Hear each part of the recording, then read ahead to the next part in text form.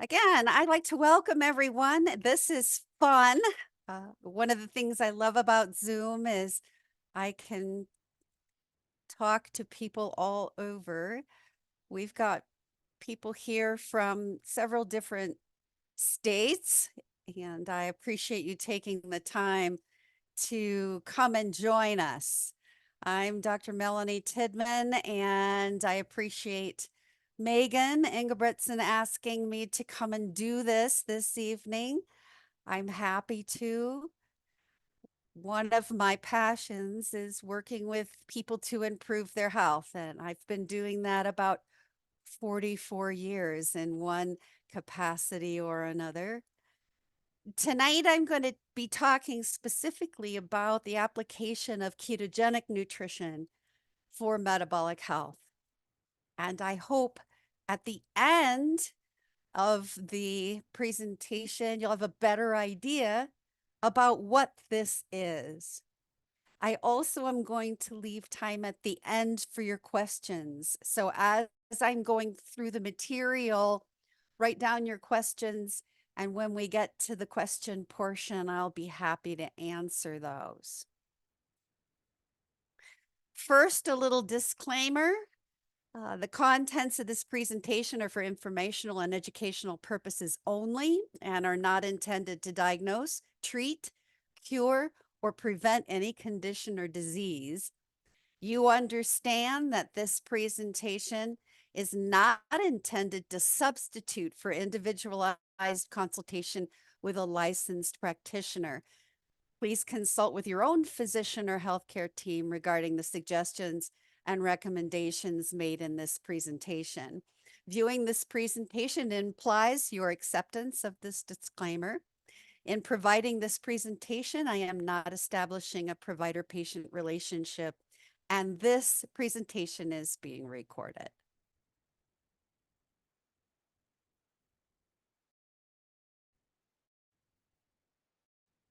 So again, I'm Melanie Tidman. I've been in healthcare 44 years, first as an occupational therapist, working with a specialty in neurology and neurosurgery with adults and children, master's in educational psychology, specifically in applications for neuropsychiatric disorders in children and adults. I have a doctorate in health science with an emphasis in population health and clinical research. I teach for 4 universities as an adjunct professor. And I am a metabolic health practitioner with advanced certification in specialties in diabetes, Parkinson's disease, cancer, infertility, and metabolic syndrome. I also am the director of clinical research for the Colorado Parkinson Foundation and the chairman of the research committee for the Society of Metabolic Health. So I'm not busy at all, but I love it, every bit of it. I also have an intellectual and professional bias. I think it's important when you listen to a speaker that they state their particular bias so that you are informed about the perspective that they will be using for the presentation. My intellectual bias is I personally practice a low carb, healthy fat, ketogenic diet approach for my own health. And I also apply this to the health applications and treatment interventions for the patients that I serve. As a metabolic health practitioner, I work with patients with chronic diseases, and I implement everything that you'll be learning about tonight. I've been doing interventions with ketogenics with patients for about 5 years. So a lot of my experience is based on the patients that I have worked with in those 5 years. I myself have been practicing this lifestyle for almost 11 years.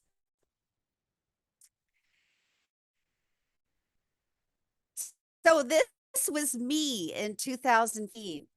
I had a number of health problems and was on a number of medications. It was not a year that I thought I was going to get through some of this. One of the big ones was a brain tumor that was diagnosed that year.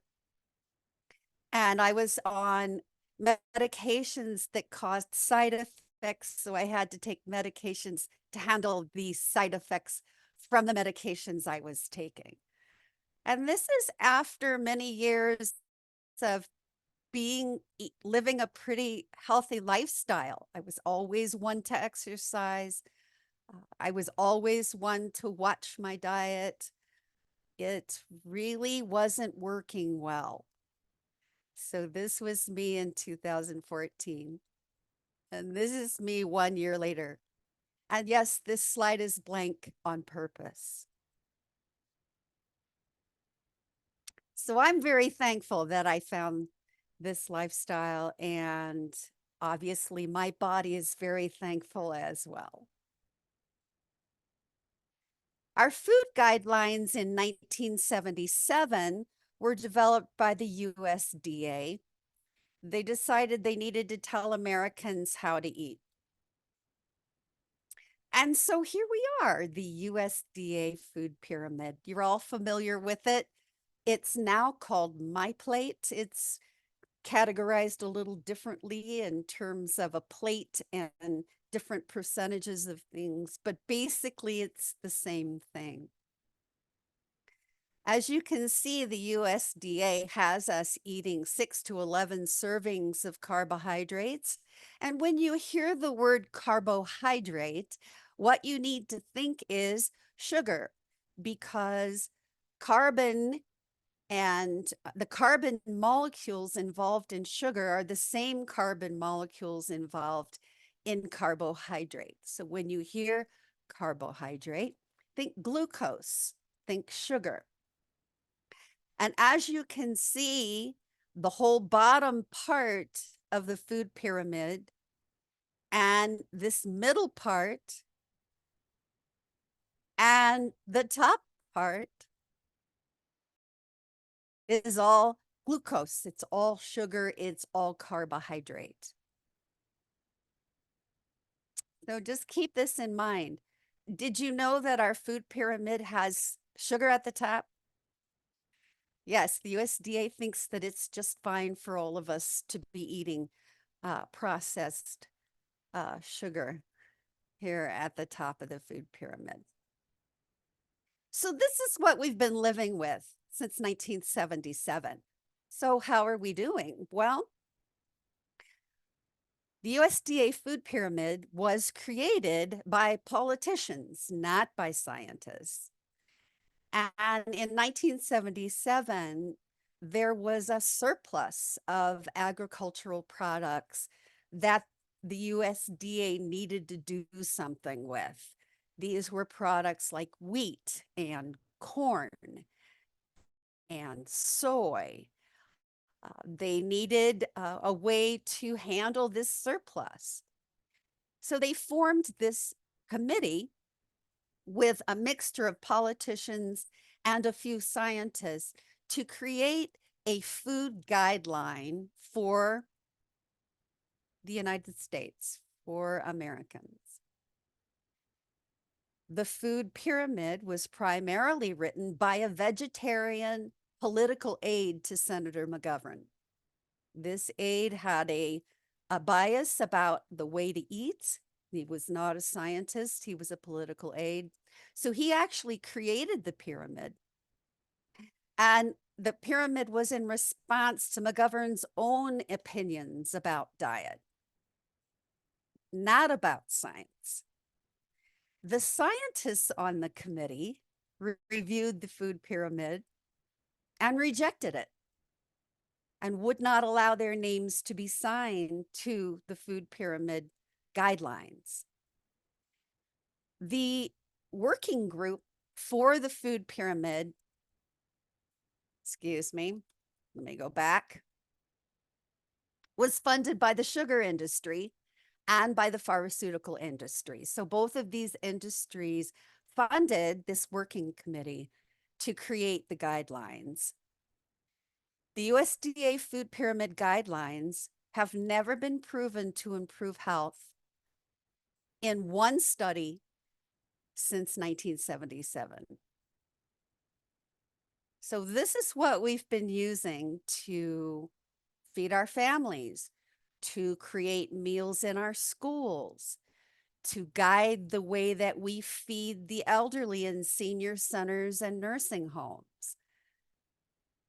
This policy has set a lot of our food guidelines all these years, even to date. These guidelines are reviewed every 5 years. So there was a review done in 2020, and there will be another review done in 2025. When they get ready to review them, they do open the website to public comment. So it would be important, if you have some issues with these guidelines, for you to go on the website at the USDA and offer your comments about how you think these guidelines have worked for us since 1977. And we're going to learn a little bit more about that in a minute. As of 1977, the status of our health is pretty dismal. As of 2021, only 12% of Americans enjoy good metabolic health, which means 88% of Americans have one or more health conditions. The healthcare costs in the US now total more than $1.72 trillion, which is 9.3% of the US gross domestic product. So probably more now in 2024. More than 100 million US adults are now living with diabetes or prediabetes. This is data that's been released by the CDC, the Centers for Disease Control and Prevention. 84.1 million have prediabetes, a condition that, if not treated, will lead to type 2 diabetes within 5 years. Diabetes and prediabetes are acquired conditions. And at the top, you can see the slide says, diabetes, the gift you give yourself. It's an acquired condition. I am not talking about type 1 diabetes, where it often has genetic components. This is type 2.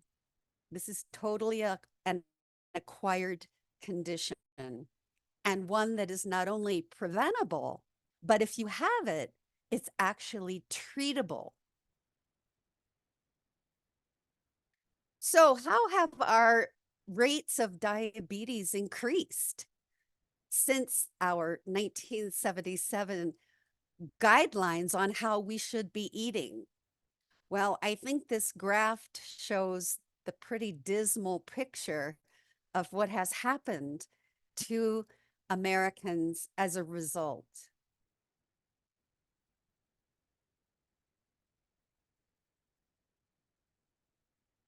The progression of diabetes occurs because of the presence of something called insulin resistance. This is a relatively new concept in looking at how you develop diabetes in the first place. And much research has been done to indicate that insulin resistance could possibly be at the root of all or most health conditions, chronic health conditions. Insulin resistance occurs when someone has consistently high blood sugars over long periods of time. The pancreas will secrete insulin to try to control those blood sugars, loading the body with insulin. Once the body is subjected to these high levels of insulin for longer periods of time, the cells in the body become completely deaf to the insulin, completely resistant, completely non-responsive. Therefore, you can see this red line is the glucose. The glucose starts to rise. The insulin can no longer affect the glucose. The insulin drops and the glucose continues to rise. And now you have diabetes. So insulin resistance could quite possibly be at the root of most of the conditions we're going to talk about. As of 2021, 2/3 of all Americans are either overweight or obese. The US is the #1 wealthiest, sickest, and most obese nation in the world. And here's a new one. The diagnosis of non-alcoholic fatty liver disease has never been given to children until now. We now have 8 to 10-year-olds being diagnosed with non-alcoholic fatty liver disease. In fact, they are changing the name to metabolically acquired fatty liver disease. Used to be fatty livers were caused by cirrhosis, by alcohol consumption, someone who abused alcohol. Now we have fatty liver disease as a result of our nutrition. In 2018, in the United States, over 1.5 million, 1,700,000 people had new cases of cancer diagnosed. And over 500,000 people died from cancer in 2018. These are CDC statistics. Infertility and PCOS, polycystic ovarian syndrome. In 2021, about 6% of women aged 18 to 44 years in the US were unable to get pregnant after 1 year.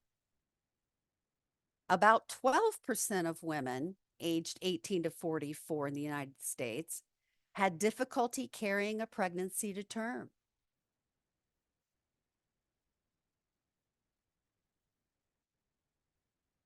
And these are other conditions. I couldn't fit any more on this slide, but these are other conditions that can be connected to metabolic causes or consequences as a result, as a direct result, potentially, of our nutrition. And you can see a lot of these are becoming more and more common. I wanted to point out a few on here that I have particular experience with. Of course, we have diabetes and all of the complications from diabetes, nephropathy, which is kidney disease, neuropathy, which is loss of sensation in the feet, in the hands, and retinopathy, that's blindness as a result of diabetes. Of course, we have non-alcoholic fatty liver disease or non-alcoholic steatohepatitis. Those are things that are now being diagnosed in children. Migraines, migraine headaches, multiple sclerosis, neurological disorders like Tourette's or ADHD. Of course, Parkinson's disease is one area that I do clinical research with. Even some of the schizoaffective disorders, schizophrenia, bipolar disorder. We have a whole new field of medicine called metabolic psychiatry. These professionals work with people with psychiatric disorders on nutritional approaches to handling their symptoms and their disease. Of course, stroke and hypertension, seizures and epilepsy. We've actually used this diet for children with seizures for over 100 years. And if this diet helps a child with seizures, then we know that it can help the brain in other ways, that it has other effects that could be positive for the brain in some of these other disorders. Obesity or eating disorders, chronic kidney disease, of course, PCOS or infertility, and a lot of the GI issues, IBS, chronic colitis, Crohn's disease. These are just a few of the conditions based on the research that we can use nutrition and nutritional approaches for treatments. We also have another brand new diagnosis. Yay, us. It's called metabolic syndrome. There are 5 elements that a patient has to have to qualify for this syndrome. First is high triglycerides. Your triglycerides are over 70. And a low HDL. HDL is the good, we call good cholesterol. These are the good guys. They run around the bloodstream and they help with inflammation. They help clean up damaged particles. So if your HDL is below 40, you qualify. If you have a large waist measurement, women over 35 inches and men over 40 inches. Now, why would that be the case? We've discovered that large waist measurements indicate fat storage around your major organs. And so one of the goals would be to work on the damaging fat, which is the fat that's stored around the organs in the abdomen. Therefore, a large waist circumference is one of the qualifications for this syndrome. High blood pressure. It used to be anything over 130/80, but now the new guidelines say anything over 140/80 qualifies. And these are mostly for people over 65. This new guideline. People under 65, the old guideline still applies. 130/80 is the top number that they want to see blood pressures below this number. And then, of course, a high blood sugar. And that's someone with a hemoglobin A1C above 5.7, which puts you in the prediabetes range. Now, I want you to notice of these 5 elements that LDL, what they call bad cholesterol, is not even on this list anymore. And that's because the research that has been done has discovered that LDL really doesn't figure in to this syndrome.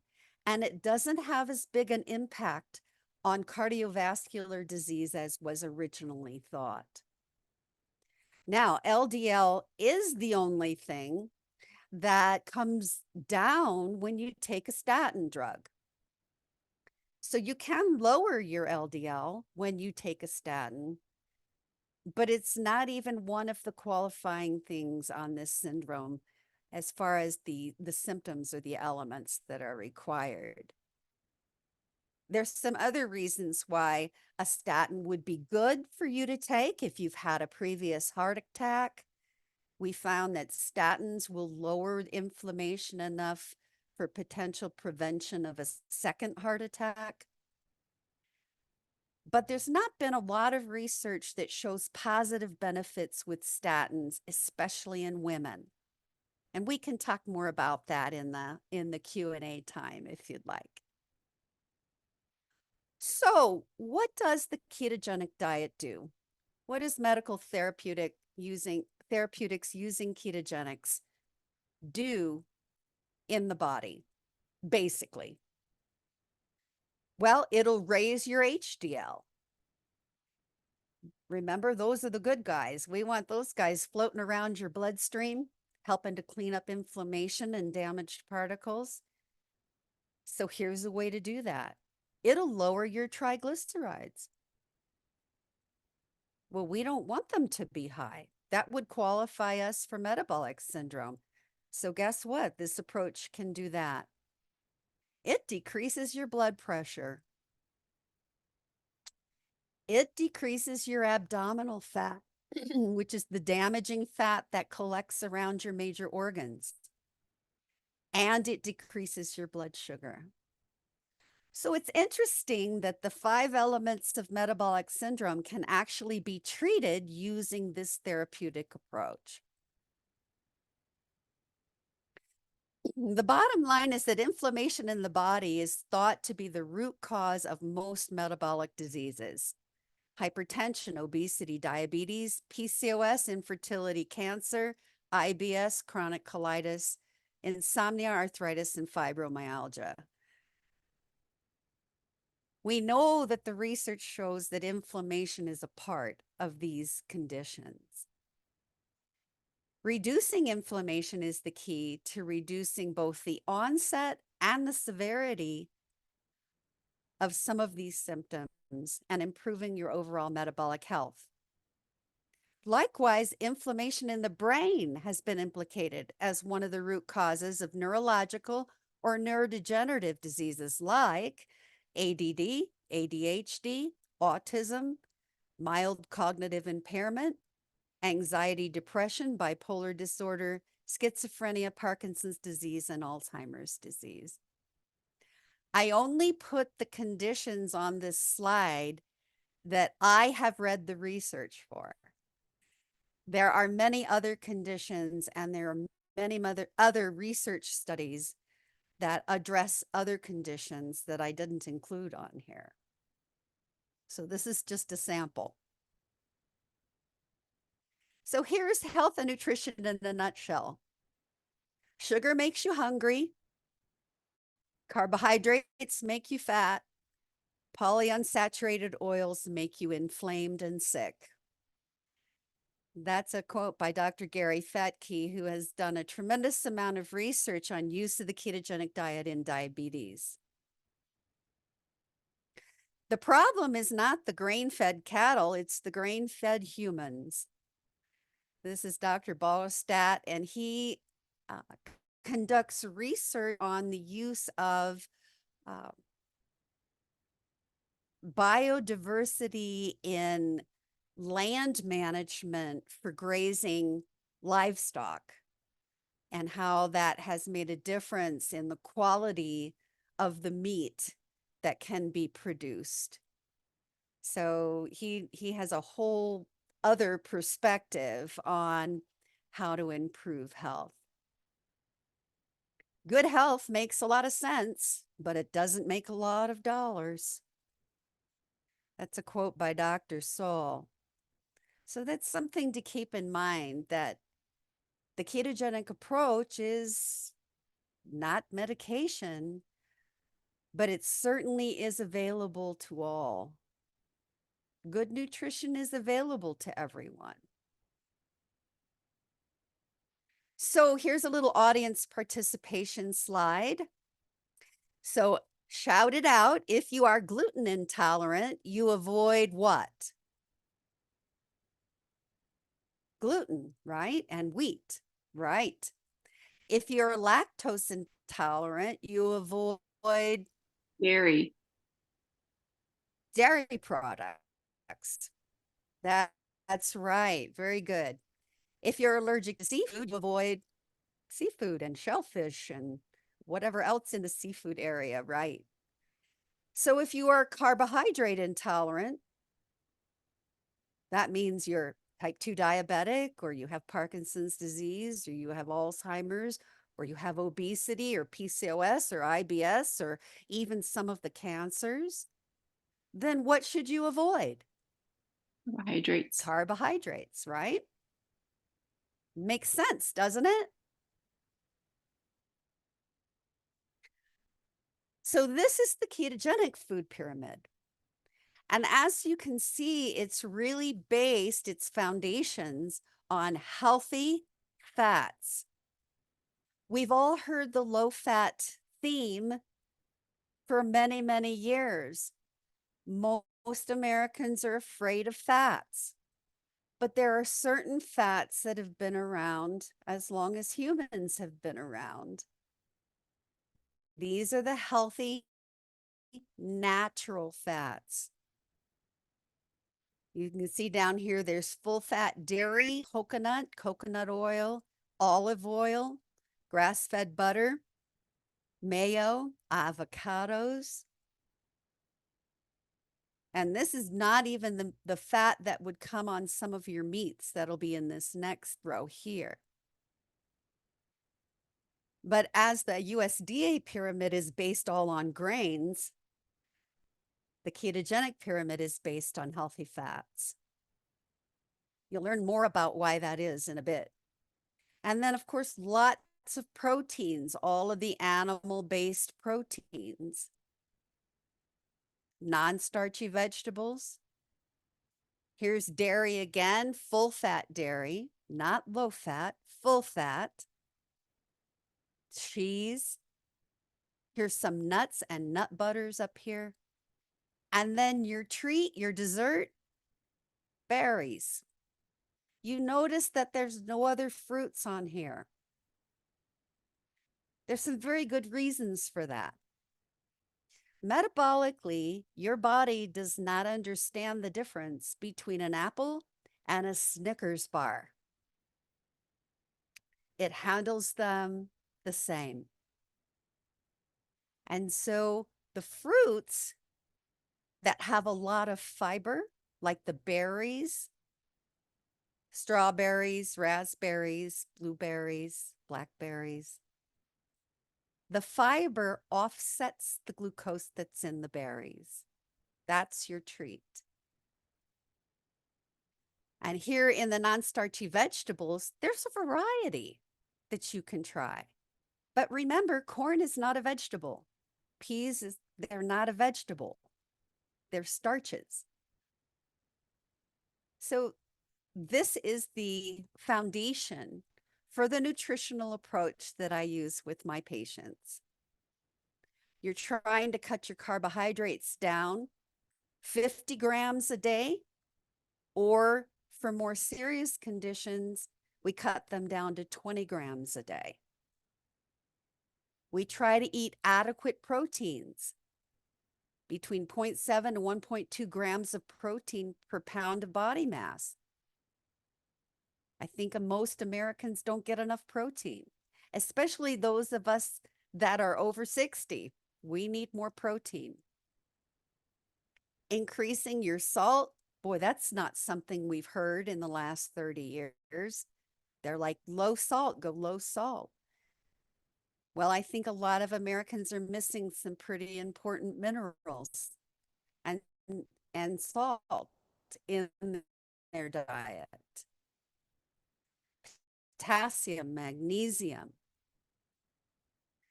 over the conditions that this diet is good for. So it's a very different approach than what we've been taught to eat for the last, what would that be, 40 years or more? So this is a slide which I think is pretty helpful when you're looking at the different diets that are out there in terms of their carbohydrate content. Carbohydrate content is over here. The Ornish diet is more of a vegan diet, and you can see that it's very high in carbohydrate. The standard American diet, we call it the SAD diet, is about 50 to 60% carbohydrate. The Mediterranean diet is very much used in ketogenics. We can actually create a ketogenic Mediterranean diet. It's about 30 to 40% carbohydrate. And then we get to the paleo diet, which is about 30% carbohydrate. And then a well-formulated ketogenic diet, which is used for more serious conditions, can sometimes be zero carbohydrate. 0 to 20% carbohydrate is typically where this diet falls. This next slide may be even a little more clear.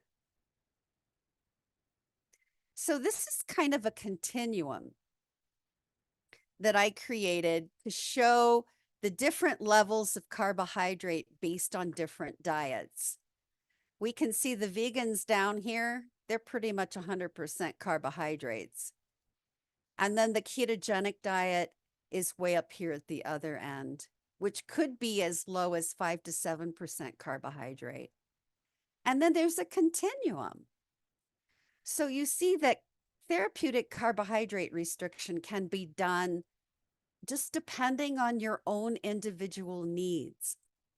Some people do very well on this Mediterranean diet, 50% carbohydrate diet. Some need to restrict carbs a little bit more, just depending on why they're changing their nutrition, what other kinds of chronic conditions that they're dealing with. I can tell you that my patients with neurological conditions, I have them up here at the ketogenic end of things. I really want the brain to be receiving as much of the healthy ketone bodies as it can. We're going to talk about ketones in a minute. But I thought this was a pretty good slide to show you sort of a continuum of the different kinds of carbohydrate restriction that you could use based on the conditions that you're trying to treat. Did you know that cholesterol makes up a large percentage of the brain? It's about 85%, actually. And the brain uses 25% of the total body's cholesterol content as fuel. Cholesterol actually acts as a sort of fireman who puts out inflammation in the body. Your body needs it. Every cell in the body is made up of cholesterol. Your body will make what it needs. Cholesterol is also neuroprotective. The fat you eat does not make you fat. It's the carbohydrates and sugars. The fat you eat does not end up in your arteries. It's the triglycerides from the carbohydrates and sugars you eat. So we hear a lot about keto on social media. So is it keto? Well, I can tell you that if the items come in a package with a label, chances are it's not ketogenic. The ketogenic diet is based on whole foods in their most natural form. That's what you're trying to find. So basically it's meat, pork and beef, fish, seafood, poultry and eggs, full fat dairy. Here's some of those ranges that we were talking about that you could have your fats, proteins, and carbs, mostly green vegetables or low glycemic, non-starchy vegetables, lots of your healthy fats, and lots of good water. Drink water, drink water. Snacks if you need them, just some basic ideas of some snacks. But what I find is the ketogenic is very satiating. You're not really as hungry. And some of us who were vegetarians or mostly vegetarians or pseudo vegetarians all our lives, we got used to eating 6 times a day or more. When you're giving your body the fuel it needs, you're not going to be as hungry. So there are basic things that the body requires. We call them essential. Essential nutrients are those things that your body cannot manufacture itself. It needs to be fed these things. One is fatty acids, fats. Your body has to be given fats. It cannot manufacture them. It has to be given proteins or amino acids. It cannot manufacture proteins or amino acids. So what is the percent daily requirement for your body? What is the essential requirement for your body for carbohydrates? 0. Your body has 0 daily requirement for carbohydrates to function. If your body needs a little glucose to run something, it makes the glucose from the proteins you eat. So I think this is really important. There is a 0 daily requirement for carbohydrates in the human body, which makes sense because our ancestors went sometimes days without eating. And they didn't have fruit all year round. They might have fruit in October. They didn't have greens all year round or wheat or corn. They had animal fats and animal meats, and that's what they ate, head to tail. These are just some basic supplements. I can make this PowerPoint available to people too if they would like them. These are some basic supplements that we have recommended for people according to what conditions they're dealing with, just to give you an idea of some of the supplements that would be really helpful. I think just about everybody on the planet needs to be taking vitamin D in some form or another. Magnesium, potassium, sodium, and then for inflammation, there's some natural herbs like curcumin and turmeric that are very good for inflammation. So, what is ketogenic? What does ketogenic mean? What does therapeutic ketogenics mean? It is the generation of ketones. Ketones is a substance that floats in your bloodstream. They can come in 3 different forms, but let's just say basically blood ketones float in your bloodstream as a result of the fats that you eat, and they are considered to be jet fuel for the brain, the heart, the liver, and other major organs, kidneys for another one. Blood ketones can improve brain fuel utilization and decrease brain inflammation. Blood ketones can improve insulin sensitivity and regulate other hormones, especially testosterone, estrogen, ghrelin, leptin, insulin. Those are all hormones. One of the things that is a result of eating high carbohydrates all these years is that most people have no longer a good awareness of when they are full or when they are hungry. Those two sensations are regulated by hormones. The leptin hormone is the I'm full, I don't want any more to eat hormone. The hormone ghrelin is I'm hungry, I need to eat something. A high carbohydrate diet interferes with both of those hormones. Therefore, we're always hungry. We're always snacking. Have you noticed that your kids are like eating and then they're always snacking in between?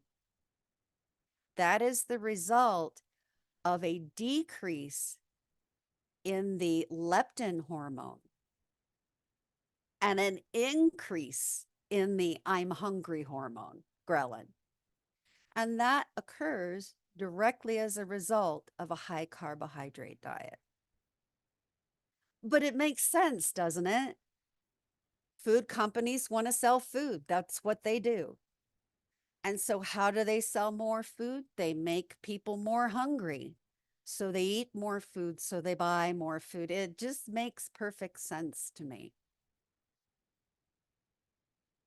Blood ketones can also improve cognition, memory, attention span, and they can reduce anxiety and depression. I'm going to tell you about a couple of my studies that I have published that really addressed cognition, memory, and anxiety and depression.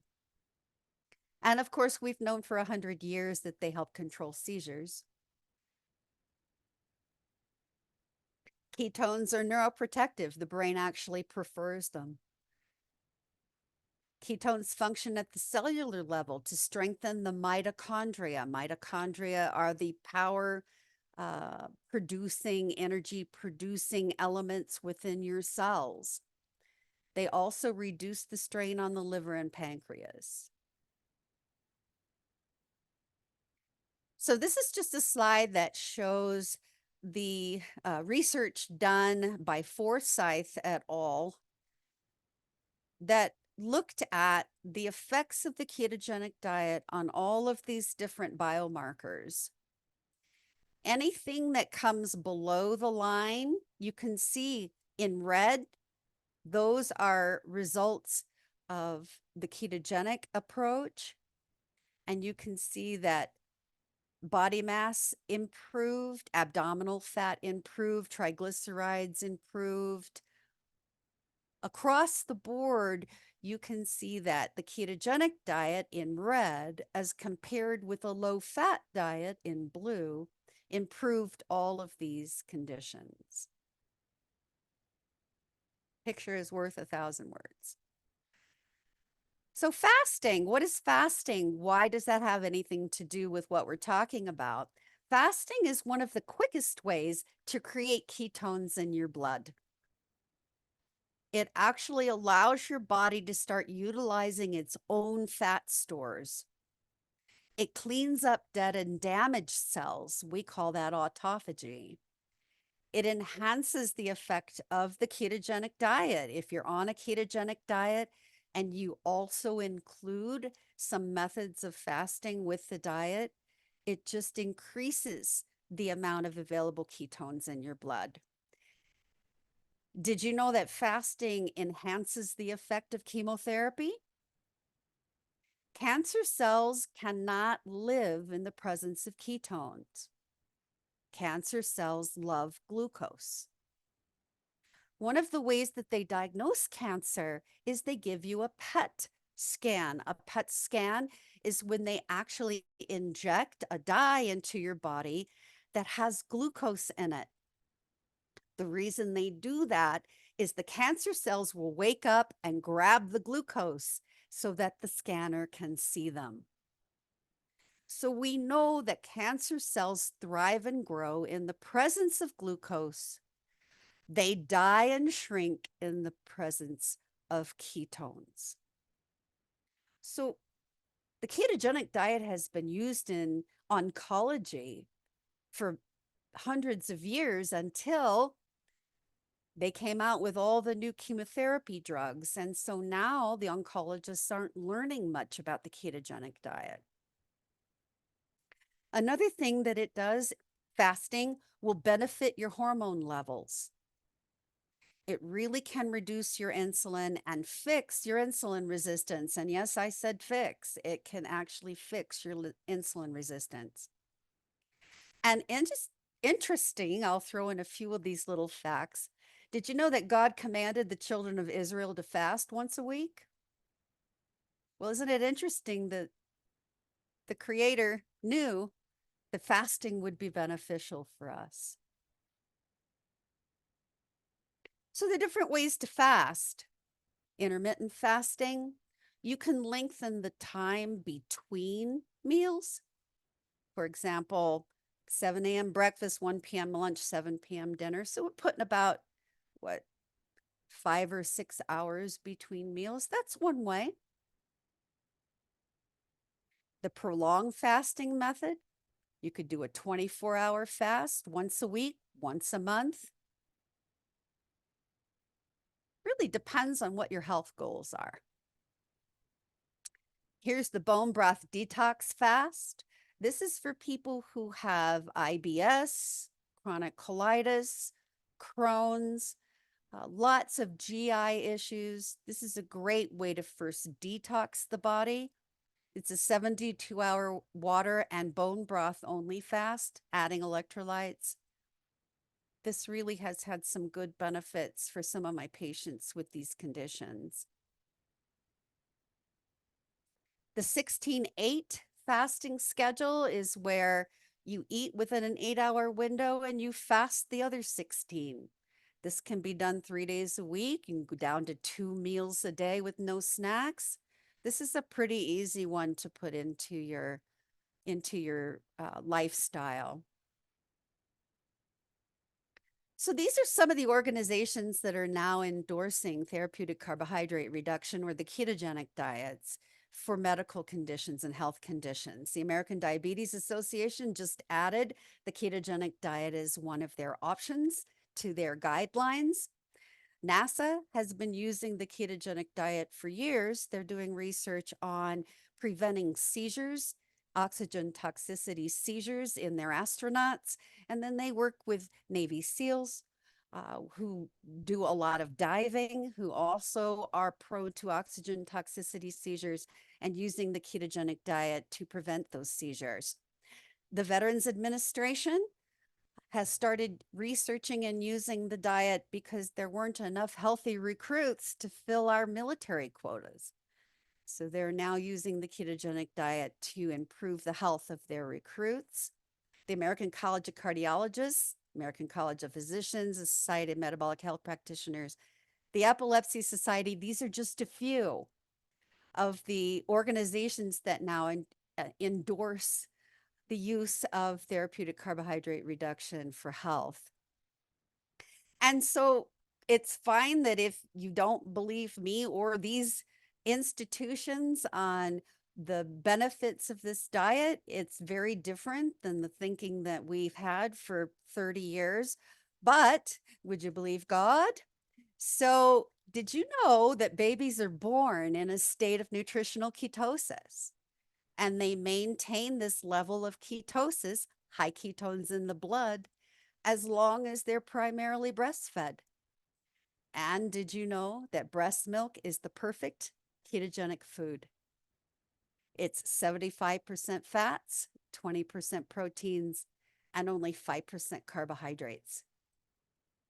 Isn't it interesting that God knew we needed to be in a state of ketosis for brain development, protection of the brain, development of our health, our musculoskeletal systems, all of our major organ systems?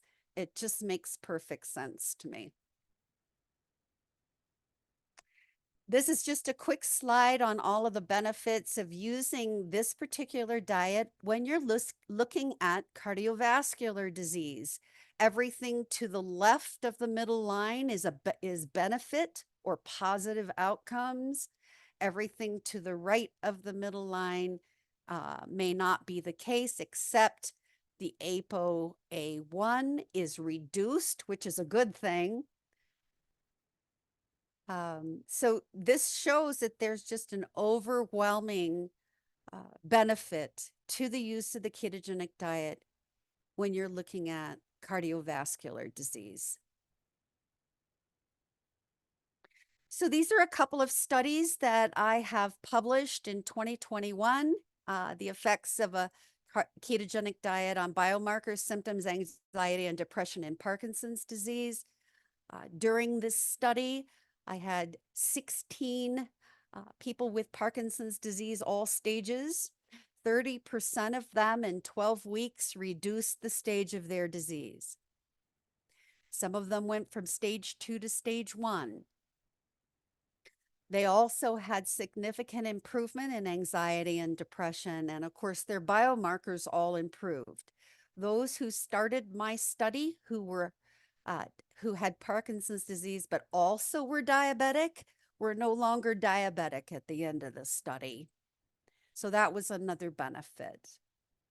The second study that I published was on a woman who had had Parkinson's disease for a number of years, and she went strictly on the diet, and she improved all areas of biomarkers in terms of her health and improved her Parkinson's symptoms and was able to actually finish her PhD. She was a PhD student who had had to drop out because of her Parkinson's symptoms, but she was able to go back and actually finish her degree.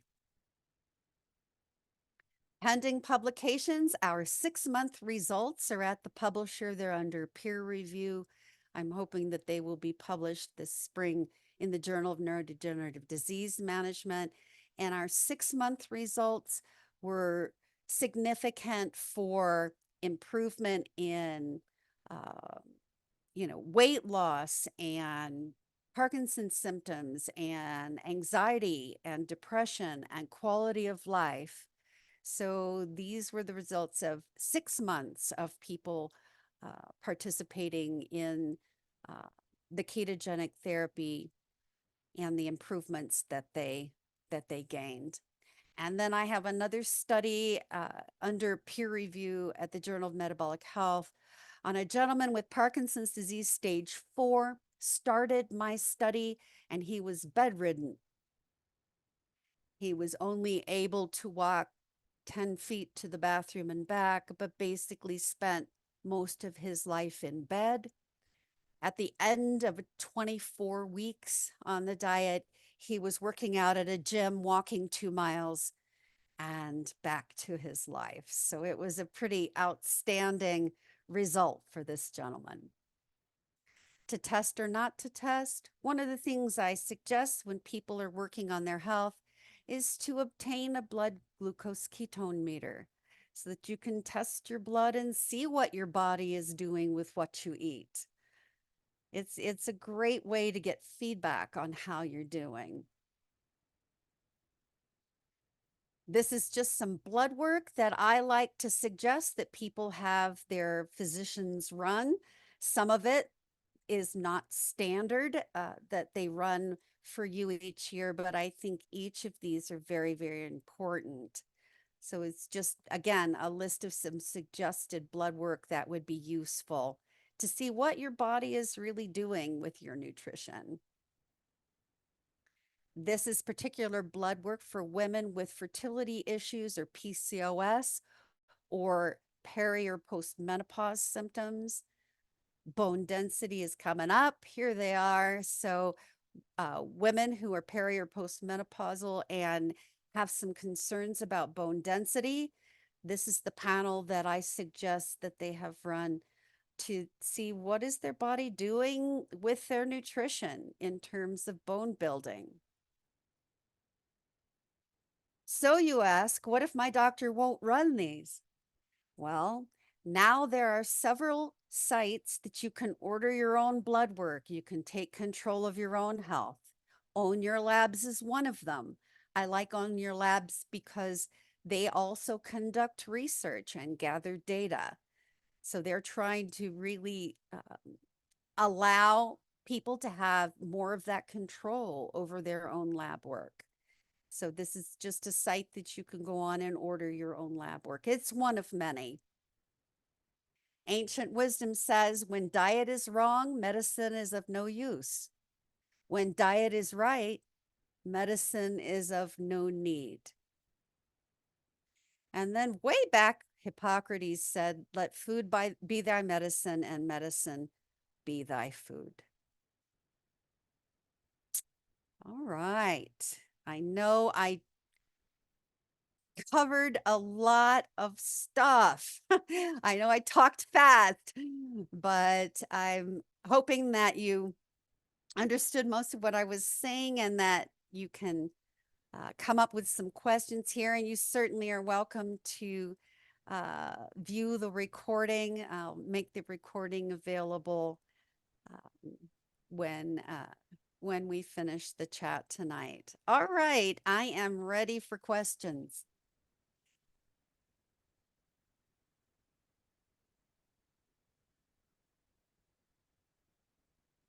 What do you recommend for the fast? I recently did have my leptin and fasting insulin, and I'm curious what your recommendation numbers are, because they seem to kind of, from what I've seen online and from what my doctor says, that it seems to be kind of a range. What do you consider optimal yourself? It is. So for insulin, you want your insulin number to be as low as possible. Under 3.0 is probably good.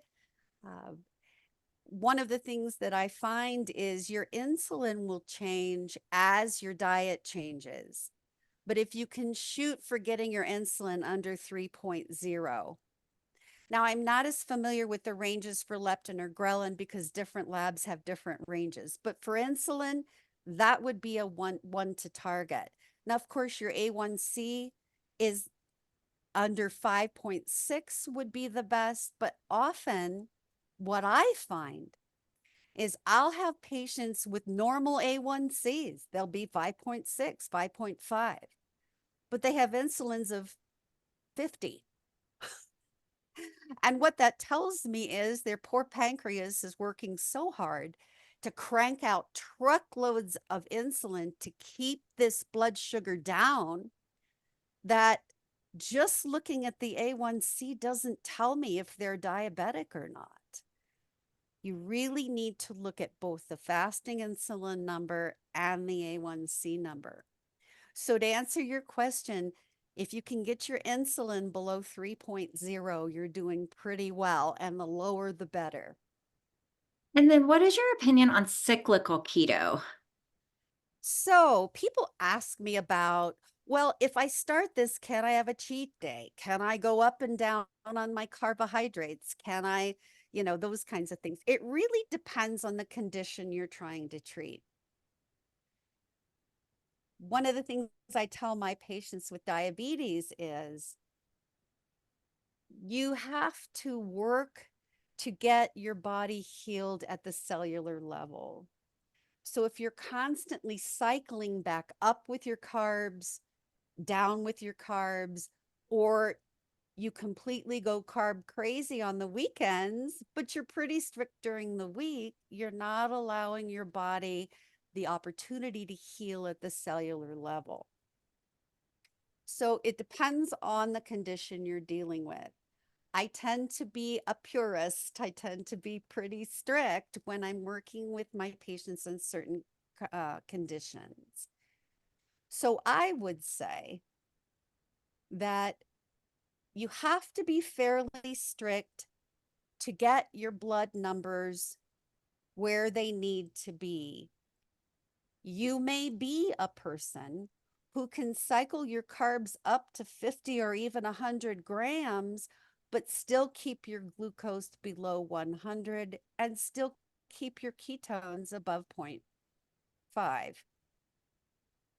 That's why blood testing is so, I think, important. It's such a useful tool. Now, I myself, if I look at a carbohydrate, that's it. It's all over.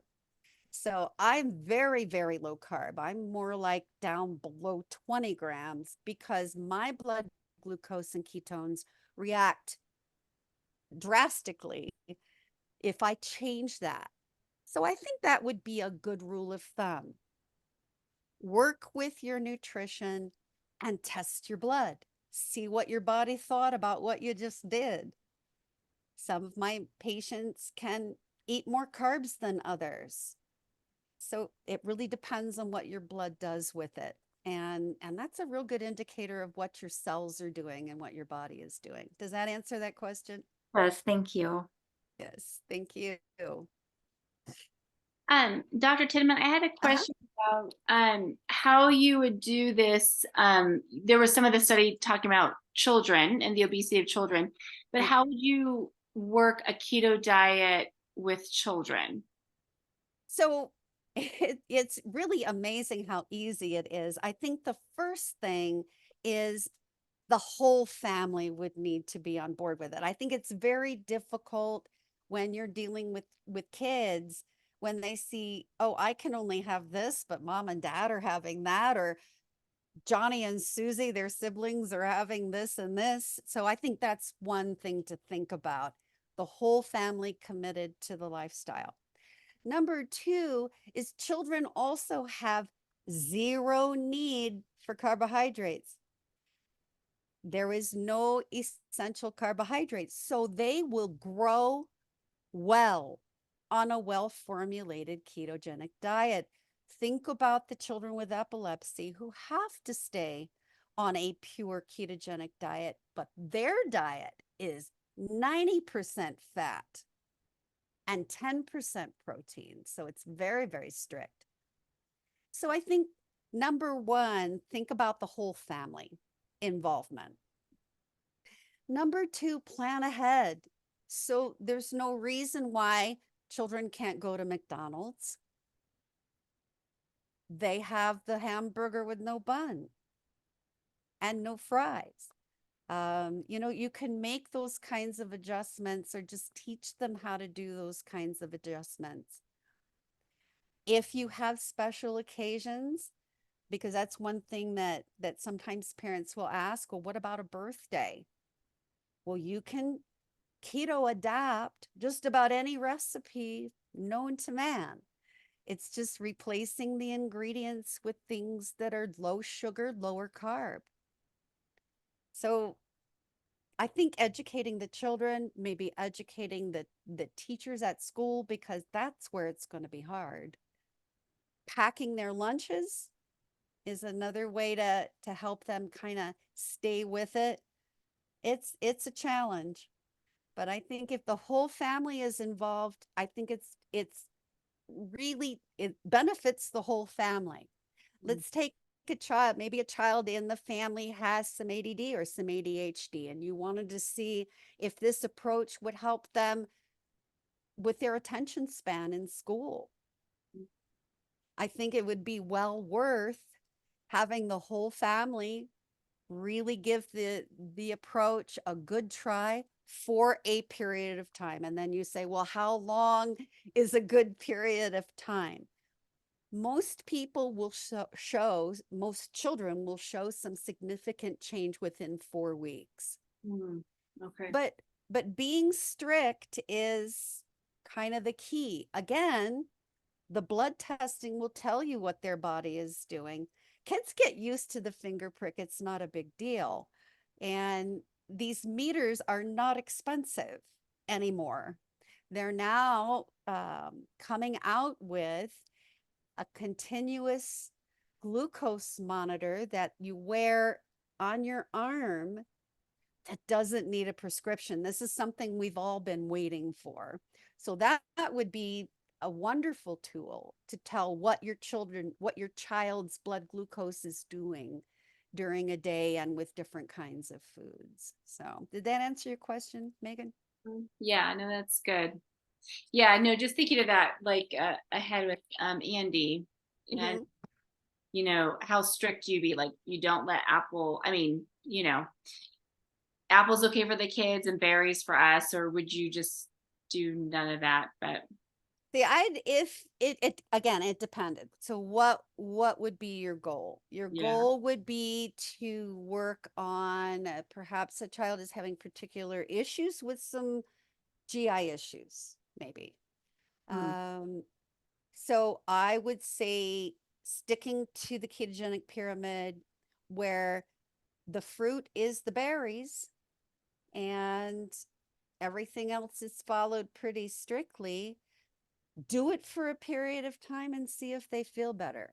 Mm-hmm. And if you can get a glucose meter or a ketone meter and do the testing, that would also be really, really good. Okay.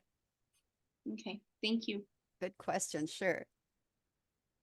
I think you might be surprised about how children respond. Children are really resilient. They're really great at rising to the expectation. And um, if you kind of set the goal that the whole family's going to try, I think it'd be kind of fun, to where they could say, hey, guess what? We're sleeping better. So these are the things that I've heard from the patients I've worked with who did this with their children. Okay, this child never sleeps. Well, they're sleeping great now. Or this child has particular issues with paying attention in school. Guess what? Their grades have come up. This child has trouble with anger management. This child just has trouble controlling their anger.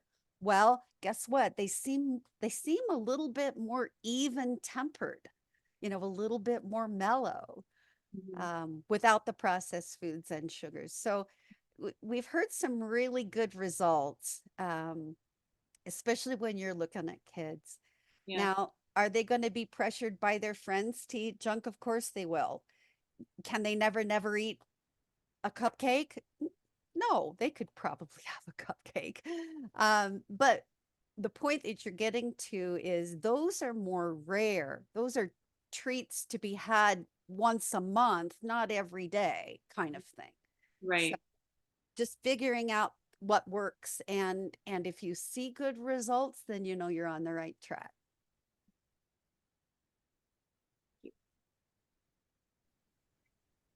May I ask, Sure. I think you addressed earlier, you mentioned slightly the quality of the meat and dairy. Yeah. How important is that to get the grass-fed, really natural meat and dairy versus and eggs versus just off the King Soopers grocery shelf? And I think that's a great question. There are two sides to that in the metabolic health world. There's the purist side that says you can't eat anything that isn't grass-fed, panda massaged, pure and organic and certified. And then the other side that says, you know what, if what you can afford is King Soopers, get King Soopers. I think it's more important to cut out the processed foods and the grains and the sugars and a lot of that fruit and the boxed and packaged stuff. Now, that being said, for my patients with irritable bowel syndrome, chronic colitis, lots of the GI issues, I tell them go for the grass-fed organic meat, fish, poultry, and eggs. And the reason is you don't know what is really causing the inflammation in the bowel, and you want to make their diet as pure as possible to see if their symptoms improve. Now, can they never go back to eating just regular hamburger from King Soopers? They probably can. But I think with those with GI issues, I would tend over to that stricter side. So one of the doctors that I study with is the chief of obesity medicine at Duke University in North Carolina. And 99% of his patients can't afford the grass-fed organic foods. And he says they do just fine. He said, in fact, he has patients that don't cook. So they eat all of their meals at McDonald's. Well, what they do is they get the hamburger with no bun. They don't get the fries or the Cokes. They get a salad. Those are the things that his patients can do, he said, and they do just fine. So um, sometimes I heard this today, actually. Sometimes the perfect is the enemy of the good.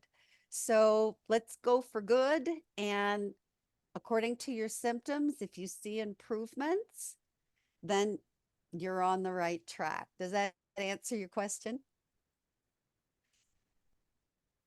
Great. I have one more question. Uh-huh. How long after eating do you test your blood ketones? Really, really good question. So the rule of thumb is an hour to an hour and a half. Okay. So if you go 90 minutes, let's just take 90 minutes as our good rule of thumb, then you know what your body is doing with what you just ate. There are two ways that you can start regulating your ketones. You can test first thing in the morning when you wake up. Most people do well with that. Some people have what's called the dawn effect. In other words, their ketones are lowest then because their body used them overnight while you were asleep.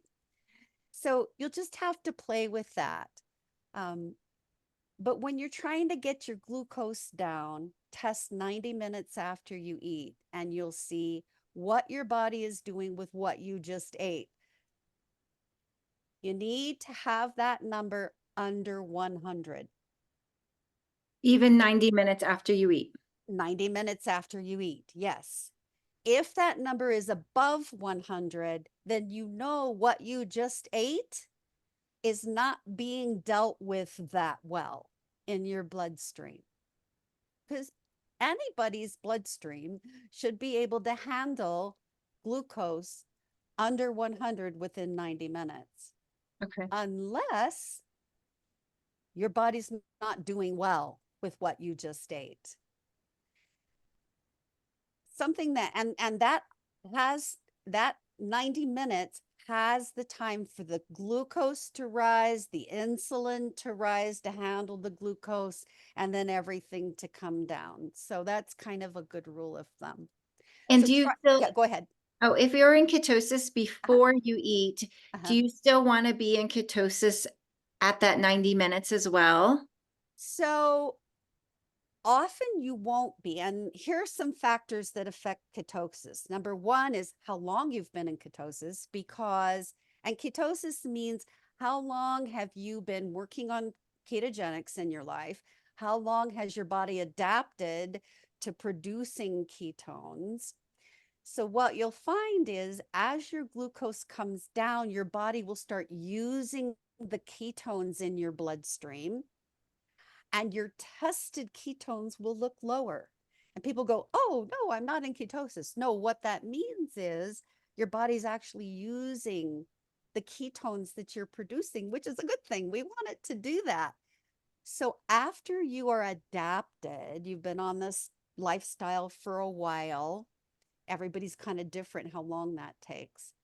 Your overall tested blood ketones will be a little bit lower because your body's actually utilizing those ketones. So it depends on a lot of factors. Time of day has a lot to do with how many ketones are free floating in your bloodstream. Your blood glucose has an inverse relationship to your ketones. As your glucose goes up, your ketones go down. That's just the way it is.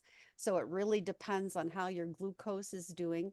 And I think what you want to strive for is an overall daily ebb and flow in ketosis.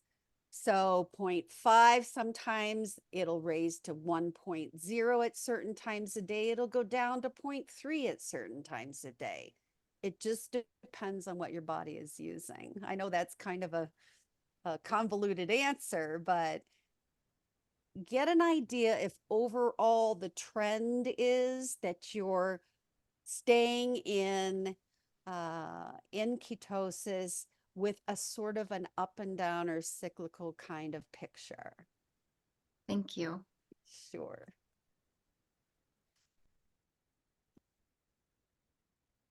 Now, that being said, if you have Parkinson's disease, epilepsy, multiple sclerosis, Alzheimer's disease, I want you in a very high level of ketosis all the time. So, it kind of depends. We really want your blood ketones feeding that brain all the time. So, you can fluctuate a little, but the general trend is we want you way up there in ketones. And I'm talking ketones, 2.0, even 3.0. I really want a lot of ketones for people with those conditions. Is that unhealthy for people? What about people who don't have those conditions? Is it unhealthy to be in a therapeutic level like that? Not at all. In fact, one of the things that we used to think is, oh, my stars, you can't have that many ketones. Well, ketoacidosis doesn't start until 10.0. So you can have ketones that are 5.0. It's perfectly fine. It's not anything to worry about. In fact, people with epilepsy who are treating their epilepsy without medications, only using the ketogenic diet, often have ketones at 5.0, 6.0, 7.0. So, and though the body does just fine with that.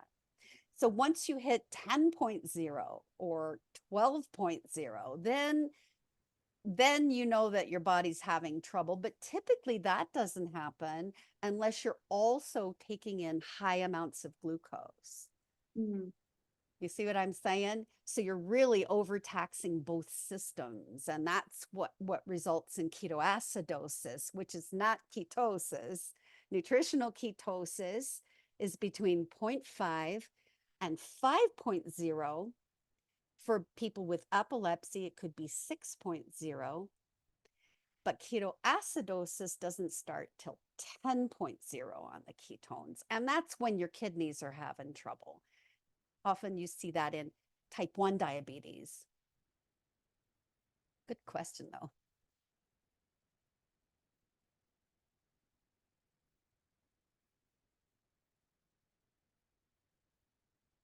Other questions? Dr. Tidman, what Yes. do you all log for the dairy and inflammation? What markers do you all tend to use? So you can have a lot of testing done that looks at dairy intolerances like lactose, lactase intolerances, casein and whey intolerances, and some people who are intolerant of lactose may not be intolerant of certain forms of casein or whey. It really just depends on what your testing reveals. I really like a lot of the stool testing for GI intolerances to dairy. And I can't, come up with those numbers right now, but a lot of the things that you can do for these suspected intolerances is go on an elimination protocol. And a lot of times people will say, oh, I can't do dairy. I've never been able to do dairy. But it's not the dairy, it's the combination of the dairy plus something else they're eating that has set this up. For example, I had a patient who said, I've never been able to eat dairy. My whole life I've been lactose intolerant. Well, I put her on an elimination protocol because she had some other GI things that we were dealing with. We kind of got her gut calmed down. We got her liver decompressed. And guess what? She could eat dairy just fine. So you really have to look at the different components. Now, some of the whey proteins only have whey. They don't have a lot of casein or a lot of the milk basic proteins that are important, I think, for kids, for women who are working on bone density.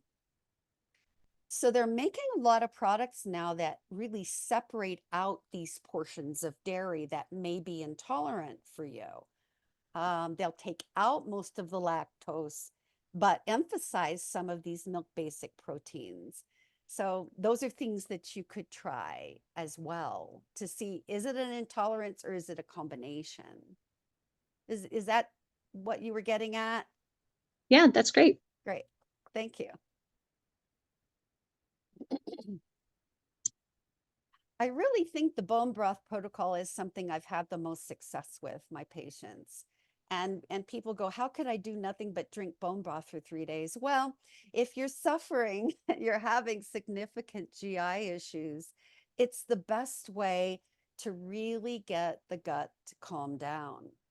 Another thing that the bone broth protocol is excellent for is liver detox. If your liver's having trouble, and you wouldn't know that unless you got a metabolic panel done by your doctor and your ALT and AST were elevated, then this is one of the best ways to kind of detox your liver, get it to rest, get your gut to calm down.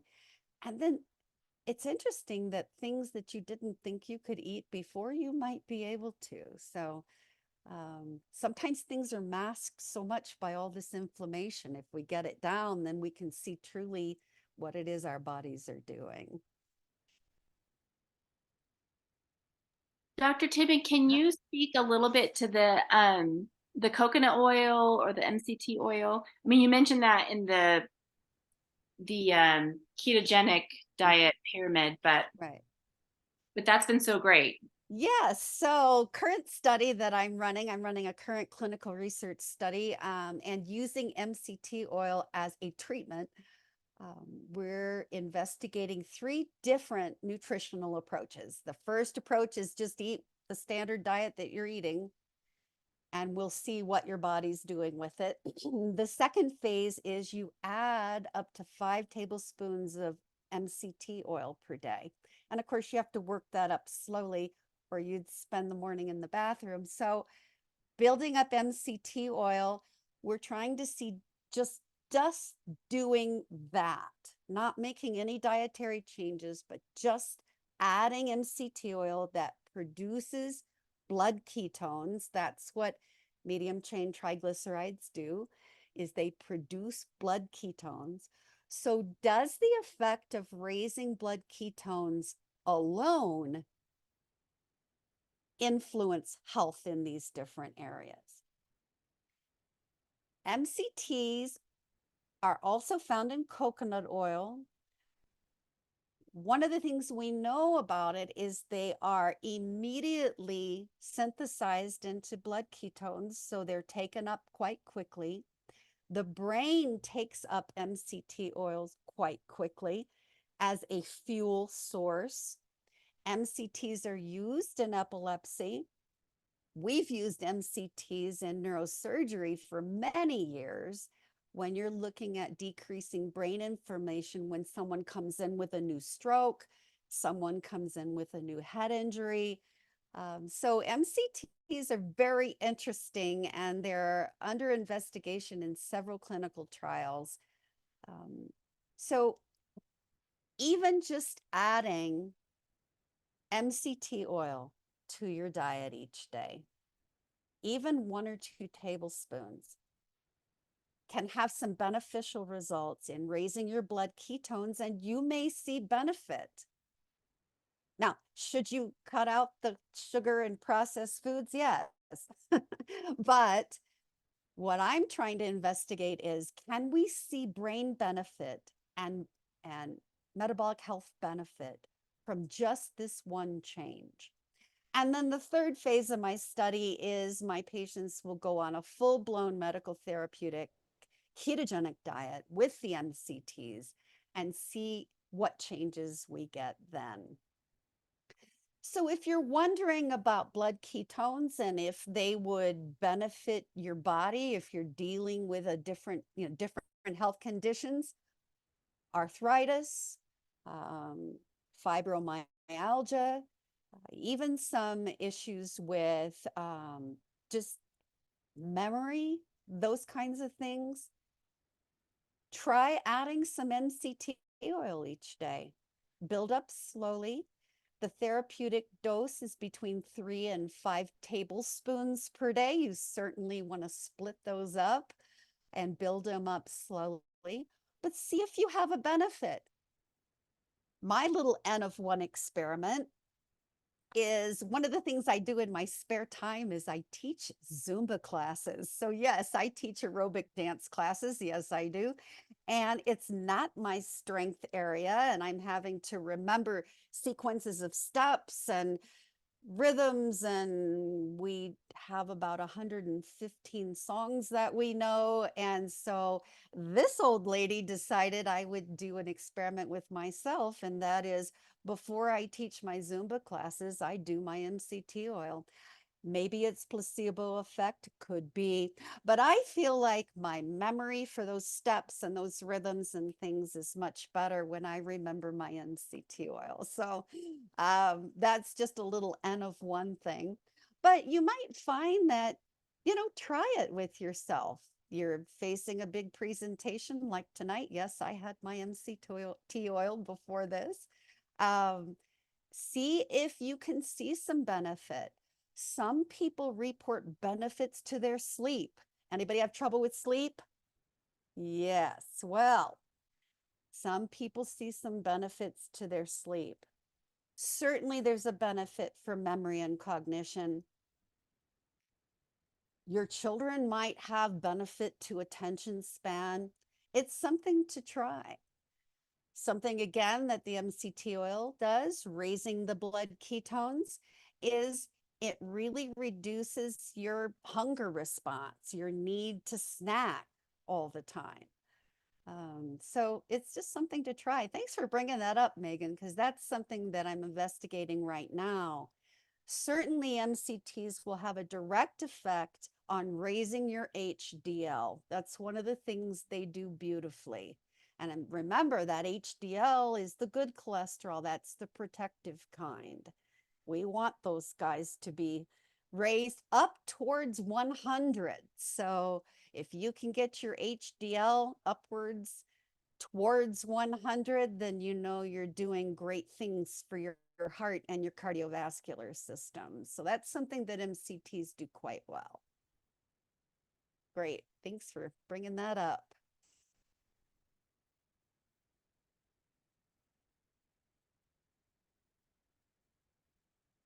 Other questions?